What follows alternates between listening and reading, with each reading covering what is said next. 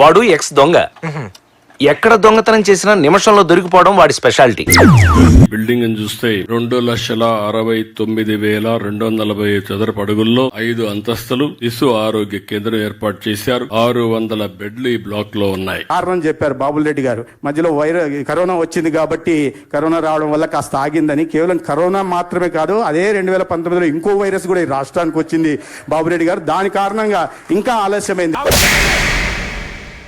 రాష్ట్ర వ్యాప్తంగా నాడు నేడు కింద 16,000 కోట్ల రూపాయలతో ప్రభుత్వ ఆసుపత్రులను అభివృద్ది చేస్తున్నట్లు వైద్య ఆరోగ్య శాఖ మంత్రి విడుదల రజని తెలిపారు.